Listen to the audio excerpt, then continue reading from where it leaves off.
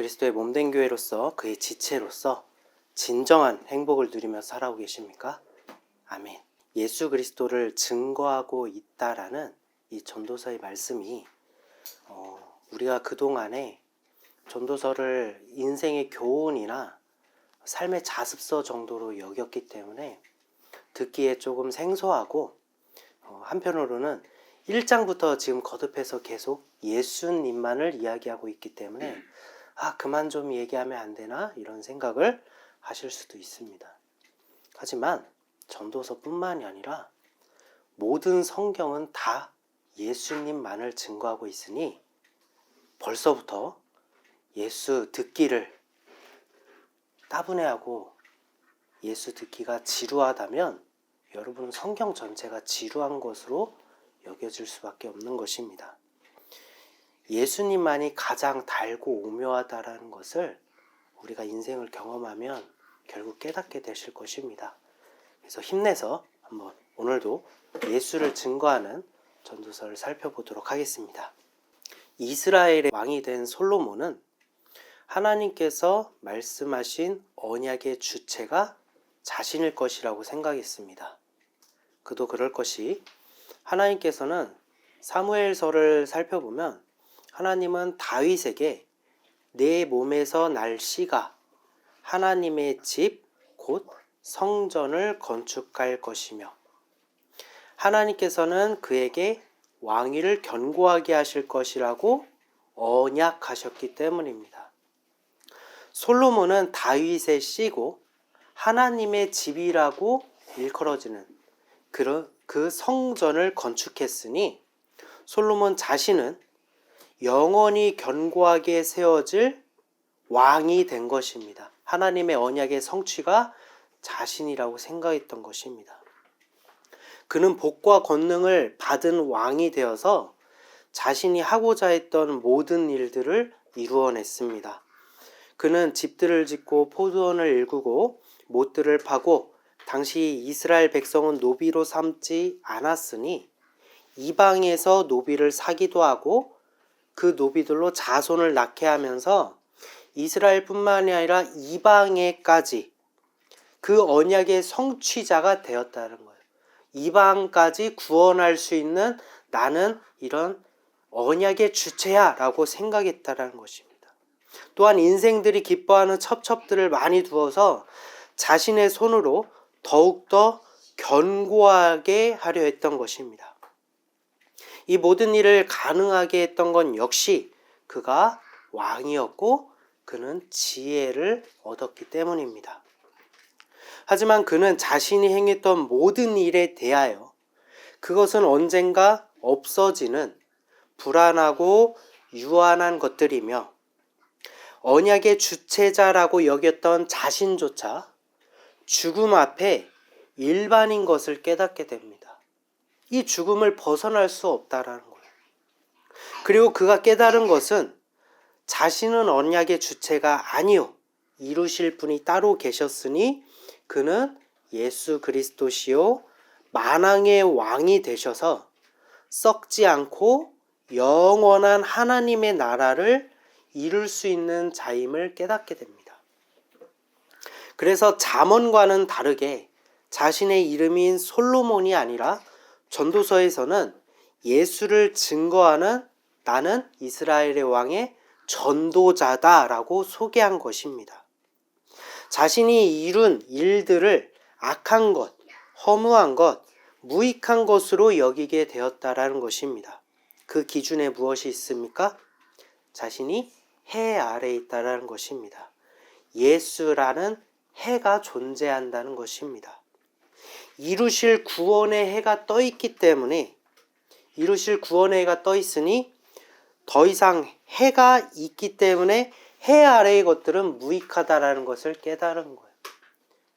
성경의 증거는 솔로몬이라는 인물의 실패와 번뇌를 말해주는 것이 아닙니다. 그가 비록 자신과 그가 이룬 것들을 허무하게 여겼을지라도 육신의 아담이 온전하고 순종하신 아담, 그 예수님을 예표하듯이 솔로몬이 왕이 되고 그가 이룬 것들, 모든 헛된 것들 또한 영원을 이루실 왕이 되실 예수 그리스도의 모형이자 그림자가 되었다라는 거예요. 실패했지만 예수는 성공한 자. 예수님도 그러지 않습니까? 누구보다는 내가 낫다. 내가 그보다 더 큰 자다. 라고 말씀하신 것은 성경의 모든 이야기가 다 예수를 증거하고 예수로 성취되었다라는 것입니다.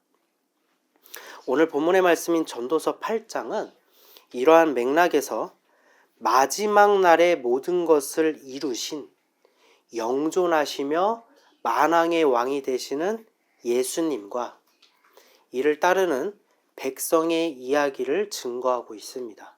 말씀을 잘 살펴보면서 진리의 영이신 성령이 오늘 우리에게 깨닫게 하시는 은혜가 넘치기를 소망합니다. 전도서 8장 1절입니다. 누가 지혜자 같으며 누가 사물의 이치를 아는 자이냐.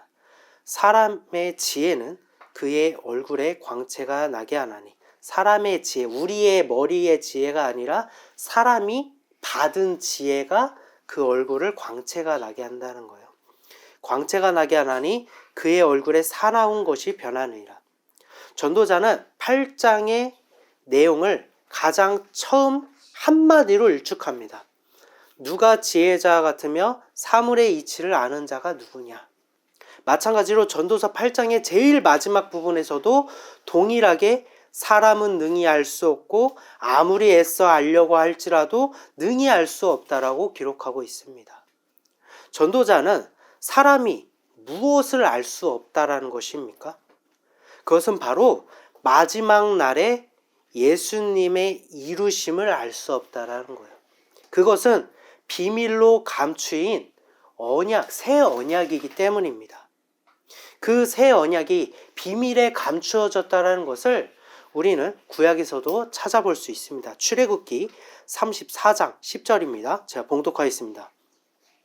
여호와께서 이르시되 보라 내가 언약을 세우나니 곧 내가 아직 온 땅에 아무 국민에게도 행하지 아니한 이적을 너희 전체 백성 앞에 행할 것이라. 내가 머무는 나라 백성이 다 여호와의 행하심을 보리니 내가 너를 위하여 행할 일은 두려운 것임이니라. 하나님께서는 이스라엘의 죄악으로 깨어진 첫 번째 돌판 이후에 예수를 상징하는 두 번째 돌판을 주시면서 세우실 언약은, 그 언약은 아직 누구에게도 행하지 아니한 이적이며 하나님께서 모든 백성에게 행하실 일은 두려운 일이라고 말씀하셨습니다. 두려운 일. 지존하신 하나님께서 행하실 일인데 하나님께서 두렵다라고 말씀하신 것은 무엇일까요? 그것은 바로 하나님 자신이 사람의 죄를 대신하여 십자가에 못 박히는 일이기 때문입니다. 이것은 단순히 육체적 형벌을 감당해야 하는 두려움이 아닙니다. 영적으로는 죄에 대하여 죽어야 되는, 그 영이 사망해야 되는 것을 의미합니다. 사망. 하지만 예수님은, 하나님이신 예수님은 순종하셔서 죽었지만 성령에 의해 소생되셨습니다. 오늘날 새 언약은 이미 성취되었죠. 그리고 우리는 성경을 통해 예수님의 이루심이 무엇인지를 우린 성경만 보더라도 알 수 있습니다. 하지만 전도자의 때에는 새 언약이 비밀이었고 비유였고 희미한 증거였으니 사람이 아무리 애쓴다 할지라도 능히 알 수 없던 것입니다. 그러나 이들에게 가장 중요한 건 무엇이었죠? 영혼의 구원이었잖아요. 영혼의 구원이 이들에게 가장 중요한 것인데 이 구원이 언제일지 알 수 없으니 이들의 마음이 얼마나 답답하고 힘들었는지 우리는 짐작해 볼 수 있는 것입니다. 그러나 지혜는 지혜자의 사나운 얼굴을 광채가 나도록 변하게 한다고 기록합니다. 그것이 누가 지혜자냐, 누가 사물의 이치를 아는 자냐 라는 말과 어떤 연관성이 있길래 1절에 같이 구성되어 있는 것일까요? 출애굽기 34장 29절입니다. 모세가 그 증거의 두 판을 모세의 손에 들고 시내 산에서 내려오니 그 산에서 내려올 때에 모세는 자기가 여호와와 말하였으므로 말미암아 얼굴 피부에 광채가 나나 깨닫지 못하였더라. 모세가 하나님께 언약을 받고 시내 산에서 내려올 때에 그의 얼굴에 광채가 났으니 성경은 그 이유에 대해서 모세가 하나님과 말하였기 때문이라고 증거합니다. 따라서 얼굴의 광채는 말씀이신 하나님 그 자체가 모세에게 임하였다라는 거예요. 모세에게 말씀이 임하였다라는 것. 임한 말씀은 우리가 조금 전에 읽었던 34장 10절과 같이 새 언약을 의미하니, 내가 너희들에게 행할 것은 두려운 일이라는 그 새 언약을 의미하니, 곧 모세는 새 언약이신 예수 그리스도 그 말씀을 받아서 얼굴에 광채가 나게 된 것입니다. 마찬가지로 전도자가 증거하는 얼굴의 광채 또한 지혜이신 성령이 깨닫게 하신 예수 그리스도를 의미하고 있다는 거예요. 모세가 만왕의 왕이신 하나님의 말씀을 받을 때 얼굴에 광채가 나듯이 모든 것을 이루신 지혜 또한 지혜자에게 진정한 왕이 누군지를 깨닫게 하시고 그 얼굴에 광채가 나게 하십니다. 그 진정한 왕이 누구일까요? 본문의 말씀 전도서 8장 2절입니다. 내가 권하노라 왕의 명령을 지키라 이미 하나님을 가리켜 맹세하였음이니라. 마지막 날 예수님은 십자가를 통해 다 이루시고 사망의 권세를 이기시고 부활하실 때에 가장 존귀한 만왕의 왕이 되십니다. 예수님이 만왕의 왕이 되실 수 있는 그 권능을 받을 수 있는 이유는 무엇일까요? 그것은 바로 순종하셨기 때문이에요. 하나님의 말씀에 순종하시고 하나님께서 살리셨으니, 의롭게 되셨으니, 율법을 완성하셨으니 그것은 본래 우리가 지킨다라면 받아야 할 권능이지만 우린 지킬 수 없어서 예수님이 이루시고 그 권능을 받아 왕이 되신 것입니다. 우리는 누구든지 왕 대신 예수님의 말씀에 순종해야만 합니다. 그것이 죄악에 빠지지 않는 유일한 방법입니다. 왜 예수님의 말씀이 죄악에 빠지지 않는 유일한 길일까요? 말씀이 육신이 되셔 이 땅에 오신 것이기 때문에 예수님이 곧 말씀이시고 말씀이 곧 하나님이시기 때문에. 히브리서 7장 20절에서 22절입니다. 또 예수께서 제사장이 되신 것은 맹세 없이 된 것이 아니니 그들은 레위인을 얘기합니다. 제사장 레위. 그들은 맹세 없이 제사장이 되었으되 오직 예수는 자기에게 말씀하신 이로 말미암아 맹세로 되신 것이라. 주께서 맹세하시고 뉘우치지 아니하시리니 내가 영원히 제사장이라 하셨도다. 이와 같이 예수는 더 좋은 언약의 보증이 되셨느니라. 아멘. 레위 계통의 제사장은 죄에 대하여 죽겠다는 맹세 없이 예수를 예표하는 예식을 통해서 제사장이 되었습니다. 그래서 1년에 한 번 속죄제를 통해서 제사장 역시 자신의 죄를 정결하게 해야만 했습니다. 그리고 이 속죄제 역시 예수님의 희생을 예표하죠. 결국 레위의 제사장, 구약의 제사장은 무엇이 필요합니까? 예수가 필요한 거예요. 예수라는 피와 예수라는 정결 예식이 필요해야만 온전한 제사장이 될 수 있었다라는 것입니다. 하지만 예수님은 죄에 대하여 자신의 목숨을 드리는 맹세를 하였고 십자가에서 그 맹세를 지키셨습니다. 이 십자가는, 이 맹세는 누구를 위한 맹세였습니까? 예수님 자신을 위한 맹세였습니까? 아닙니다. 우리를 위해 자신을 드리신 맹세가 된 것입니다.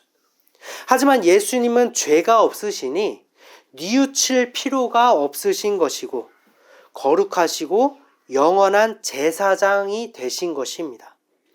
우리의 영원한 왕이자 우리를 영원히 거룩하게 하실 제사장이 되었다라는 거예요. 너희들이 왕 같은 제사장이 될 것이라고 말씀하신 것은 죄인인 우리가 거룩하여졌기 때문에, 우리의 신분이 달라졌기 때문에 우리가 왕 같은 제사장이 된 것이 아닙니다. 왕이 되시고 제사장이 되시는 예수와 내가 연합할 때 우리가 왕 같은 제사장이 된다라는 거예요. 나 혼자서는 왕 같은 제사장이 될 수 없다라는 것입니다. 따라서 성취하신 왕이자 성취의 제사장 앞에 이렇게 하라고 전도자는 증거합니다. 3절에 4절입니다. 왕 앞에서 물러가기를 급하게 하지 말며 악한 것을 일삼지 말라. 왕은 자기가 하고자 하는 것을 다 행함이니라. 왕의 말은 권능이 있나니 누가 그에게 이르기를 왕께서 무엇을 하시나이까 할 수 있으랴. 물러가기를 급하게 하지 말며 악한 것을 일삼지 말라는 것은 예수를 떠나는 죄악을 일삼지 말고 악을 행치 말라고 권면하는 것입니다. 누구 앞에서요? 왕이 되시는 예수 그리스도 앞에서. 전도자가 이와 같이 말할 수 있는 것은 자신 또한 왕이었기 때문에 왕의 말에 권능이 있고 그 누구도 왕의 말을 꺾을 수 없는 권세가 있다는 것을 알기 때문이에요. 전도자가 왕이 된 것, 그리고 왕이라는 존재의 의미 또한 만물의 이치 중 하나가 됩니다. 어느 곳에서든지 리더가 있고 왕이 있죠. 그것이 만물의 이치 중 하나입니다. 그리고 하나님께서는 이 왕이라는, 리더라는 만물의 이치로 자신을 나타내셨으니 이는 우리가 세상에서 왕의 치리를 받으며 왕의 온전함을 보기도 하지만 때로는 그 왕의 무엇을 봅니까? 불의함과 억압과 폭력과 악행의 권세를 경험하기도 하며 온전하신 왕을 고대하게 됩니다. 그 분이 바로 누구입니까? 예수 그리스도를 고대하게 된다라는 거예요. 그래서 여러분께서 어느 나라의 왕, 어느 나라의 지도자의 불의를 보고서 저 사람은 왜 저래? 왜 저런 사람이 왕이 됐어? 라는 것을 이상하게 여기지 마십시오. 이 땅에는 불안정합니다. 이 세상은 모형이 될 뿐입니다. 이 세상은 전부가 아닙니다. 우리는 이 모습을 보면서, 그 불의함을 보면서 온전하신 예수 그리스도밖에 없구나. 역시나 예수가 아니면 다 쓰레기에 불과하구나 라는 것을 깨닫게 돼야 된다는 것입니다. 왕이 되시는 예수님의 명령은 오직 자신을 믿고 구하라고 말씀하십니다. 이 명령을 지키는 자는 비로소 죄에서 자유함을 얻게 됩니다. 5절에서 7절입니다. 명령을 지키는 자는 불행을 알지 못하리라. 지혜자의 마음은 때와 판단을 분별하나니 무슨 일에든지 때와 판단이 있으므로, 이 땅에는 무슨 일이든지 때와 판단이 있으므로 사람에게 임하는 화가 심함이니라. 사람이 장래의 일을 알지 못하나니 장래의 일을 가르칠 자가 누구이랴. 모든 만물의 이치에는 각기 존재의 의미가 있으며 결국 그 너머에 이를 창조하신 예수 그리스도를 증거하고 있다라고 말씀드렸어요. 모든 만물의 존재는 그러합니다. 하지만 이 예수를 발견하지 못하고 만물의 이치 자체로만 전부로 여기고 생각한다면 이는 우리를 미혹하고 우리를 현상에 매몰시켜 본질이 되시는 예수와 점점 더 멀어지게 만듭니다. 가령 이렇게 생각해 볼 수도 있죠. 돈이 범사의 우리가 돈의 그늘 아래에 있어서 많은 것들을 윤택하게 하고 편리하게 만드는 게 돈이라면, 우리가 반대로 생각하면 예수님은 여러분에게 얼마짜리입니까? 예수님이 여러분 삶에 얼만큼 윤택하게 만들고 여러분 마음을 얼마만큼 채우고 예수라는 존재, 그 가치가 여러분에게 얼마짜리가 되냐는 거예요. 우리가 예수로 만족합니다 라고 입으로는 얘기하지만 예수가 내 삶에 1억 정도는 됩니까? 10억 정도는 됩니까? 100억 정도의 어떤 편리함과 그런 마음의 안정을 가져다 줍니까? 아니죠. 1,000원짜리도 안 되잖아요. 정말 위급할 때 예수를 부르짖지 않고 예수를 우리가 그렇게 중요하게 여기지 않다라고 있다라는 거예요. 돈만을 자체로 여긴다면, 돈을 전부로 여긴다면 돈은 반드시 나를 집어삼킬 짐승이 되지만, 그 너머에 계시는 예수를 안다면 그 돈이 나에게 감사가 되고, 그 돈을 전부로 여기지 않고 그 너머에 계시는 예수를 바라보게 된다라는 것입니다. 우리를 미혹하고 우리를 현상에 매몰시켜 본질이 되시는 예수와 점점 멀어지게 만든다는 것이 이 세상의 이치가 된다라는 거예요. 결국 무슨 일에든지 이렇게 이 이치에 대해서, 만물의 이치에 대해서 분별해야만 하는 판단이 필요한데, 사람 스스로는, 사람 혼자서는 그 어떤 노력으로도 판단할 수 없고 미혹당하고 매몰되어 심판받아야 할 죄악에 머무르게 되는 화가 심하다라는 것입니다. 예수 그리스도가 성취하실 구원의 해는 떠올랐고, 사람은 구원의 해 아래에서 그 구원이 언제인지 짐작할 수도 없고, 예수를 모르니 만물의 이치가 전부일 것이라고 생각해서 미혹되고 매몰되어 결국 율법에 정죄받아 모두가 죄인이 되었습니다. 그리고 이 죄인들이 마지막 날에 받을 형벌은 다음과 같습니다. 8절입니다. 바람을 주장하여 바람을 움직이게 할 사람도 없고 죽는 날을 주장할 사람도 없으며 전쟁을 모면할 사람도 없으니 악이 그의 주민들을 건져낼 수 없느니라. 악, 우리가 행하는 모든 의로 사람의 의가 악인데 그 사람의 의, 그 악이 주민들을 건져낼 수 없다라는 거예요. 바람을 움직이게 할 사람이 없다는 것은 무엇을 의미합니까? 전도서가 이래서 어려운 것입니다. 히브리서 1장 7절입니다. 또 천사들에 관하여는 그는 그의 천사들을 바람으로 그의 사역자들을 불꽃으로 삼으시느니라 하셨으되, 계시록 7장 1절입니다. 이 일 후에 내가 내 천사가 땅 내 모퉁이에 선 것을 보니 땅의 사방에 바람을 붙잡아 바람으로 하여금 땅에나 바다에나 각종 나무에 불지 못하게 할더라. 계시록 9장 14절에서 15절입니다.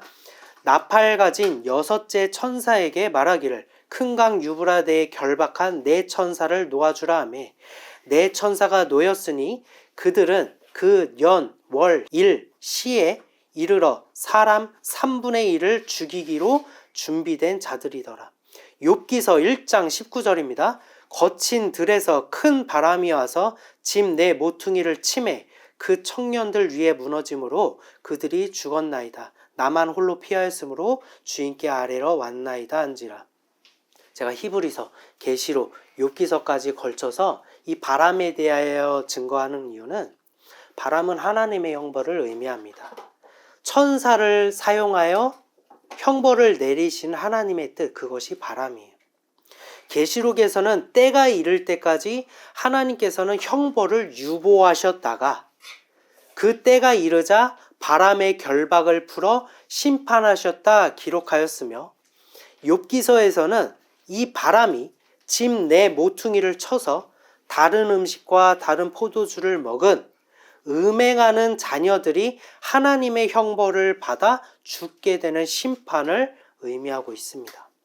따라서 전도서에서 증거하는 바람을 움직이게 할 사람이 없다라는 것은 사람의 힘으로는, 사람의 노력으로는, 사람의 의로는 하나님의 형벌을 막을 수 없다라는 것을 의미하며, 죽는 날을 주장할 사람이 없다는 것 또한 계시록 9장 6절의 말씀과도 같이 그날에는 사람들이 죽기를 구하여도 죽지 못하고 죽고 싶으나 죽음이 그들을 피하리로다. 이 말씀과 같이 욥이 죽기를 원하나 죽지 못하고 고통을 인내해야만 했던 것과 같이 성도는 예수님께서 의도적으로 무저갱을 여실 때, 풀려난 마귀에 의해 학대당해야만 하고, 우리 전도서 살펴볼 때 또 학대하는 자들, 학대당하는 자들에 대해서 또 언급한 적이 있었죠.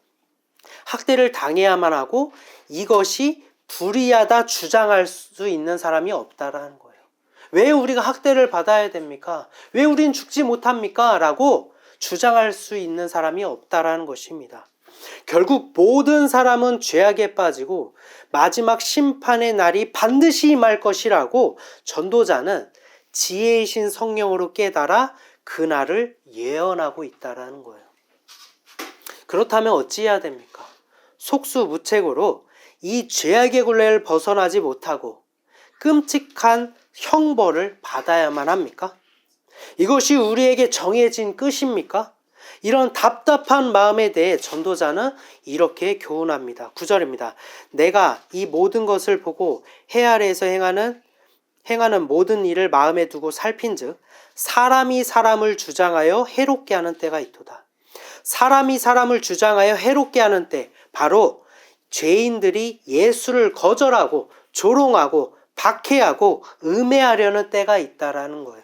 10절입니다. 그런 후에 내가 본즉 악인들은 장사 지낸 바 되어 거룩한 곳을 떠나 그들이 그렇게 행한 성읍 안에서 잊어버린 바 되었으니 이것도 헛되도다.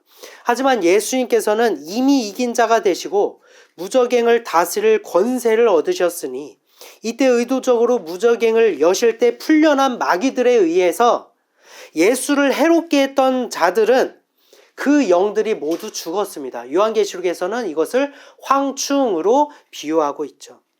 그래서 그들은 거룩하지 못하고 그의 이름은 생명책에서 지워져 그 누구도 기억할 수 없는 존재가 되어버렸다라는 것입니다.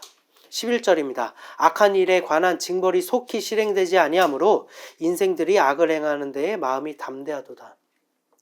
영의 사망이라는 형벌이 육신의 눈으로 볼 수 있도록 즉각적인 처분이었다면 사람들이 악을 행하는데 조금 더 조심스러웠을 것입니다. 하지만 하나님께서는 예수님으로 성취하시기 위하여 선지자들을 통해 예언하게 하시고 그들의 죄악을 오랫동안 참으셨지만 사람들은 더더욱 죄악에 빠졌다라는 것을 의미합니다. 이것은 과거의 일만이 아닙니다. 고린도 교회에서도 성령으로 재림하실 예수를 구했지만 오시지 않는 것 같고 더디 오신다라고 여겨서 그들의 마음을 포기하고 그들은 음행하는 자가 되었습니다. 오늘날에도 예수님께서 영이신 성령으로 임재하시니 우리의 눈으로 볼 수 없잖아요. 눈의 표적을 따르는 자들은 이를 알지 못하고 마음에 더욱 담대함을 얻어서 예수 알기를 하찮은 것으로 여기고 예수를 뱉어버리고 누룩을 먹고 귀에 즐거운 소리를 듣고 눈에 보기 좋은 것으로만 따르려고 하니 죄악을 향해 빠르게 달려가고 있는 모습들을 오늘날에도 살펴보게 되는 것입니다.